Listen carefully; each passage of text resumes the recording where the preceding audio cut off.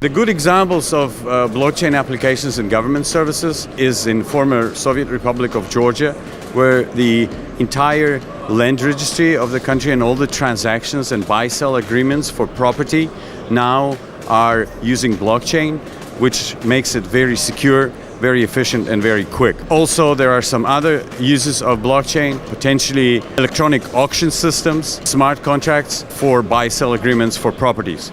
And we have some of those use cases in Republic of Georgia as well as in Ukraine. I think that governments implementing blockchain services is a great idea. I think that in general, the technology which is provided by blockchain is a technology that actually provide more advanced technological solutions for the same things that government are providing solution for today. Just like email was providing a solution to mail that was provided by governments, and even YouTube in many cases provided a solution for television that was provided by governments. Today, currency issuance is a service provided by governments that it's not dependent on them alone anymore, because now you have alternative, as well as judicial system, like when you're talking about the legal framework. This is something that the government provide, and this is something that smart contracts addressed in a very innovative way. So I think that we will see a lot of government services, and main thing is bureaucracy that is going away thanks to the blockchain, because the blockchain is really about replacing bureaucracy. It's about providing online proofs for anything that you need proof for. And the fact that we have that technology today means really exciting thing for how we will organize and collaborate between ourselves in the future. Well, I think that there's a huge opportunity for the blockchain to replace a lot of the things that the government does. And so blockchain is probably the best chance we have at having a much smaller government. A lot of things that have a lot of bureaucracy and a lot of people involved in them, in those systems, they're very bloated, and blockchain can sort of streamline them and do a lot of things in a much simpler manner and with a lot more transparency to make sure things actually get accomplished and we don't need so much government intervention in our lives. In the most recent study that was published by G20, it is stipulated that in the next 15 to 20 years, all G20 countries will be using blockchain one way or another. It is hard to speculate how long it will take for the entire world to switch to blockchain, but already today, in countries from Asia to Africa to Europe, South America, United States, we see different blockchain applications, whether it's government services or enterprises.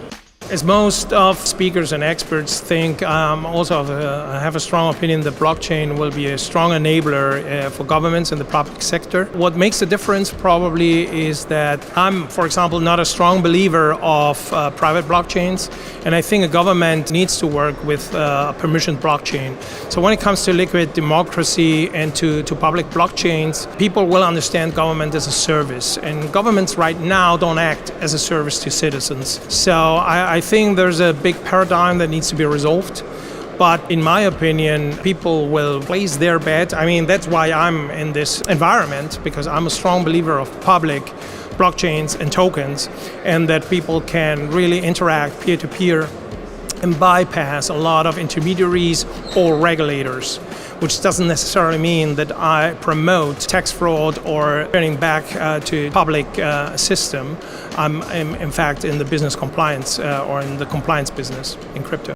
Generally, public sectors everywhere, by definition, don't tend to lead to technological innovation. So everyone is free to carry out a project. I'm more interested in private individual projects than in governments trying to do things in this area. I think governments have other roles, and building blockchains is probably a little bit outside their role, I would say. So the first smart government was the government of Dubai when the ruler came out in November 2016 and said that Dubai will be the first smart city in the world by 2020. He didn't say if it was January 2020 or December 2020, but it doesn't matter. He gave himself 4 years, hired the smartest people to run that piece of the government called Dubai Smart City. Started doing lots of conferences in the crypto world, and eventually they could become the gold standard of what it is to be a smart city, and then everybody else should copy, which, copying somebody else is the greatest form of flattery. In the Netherlands, we have many implementations of blockchain in government services. And you can see many different countries where they are trying. In Dubai, in Singapore, certain industries, especially in the ports, they are doing projects with blockchain. And I think there is great value of the adoption of blockchain technology in government services. Look at Lithuania, what they're doing there. It's perfect. Now this is going to happen. They are one of the early adopters.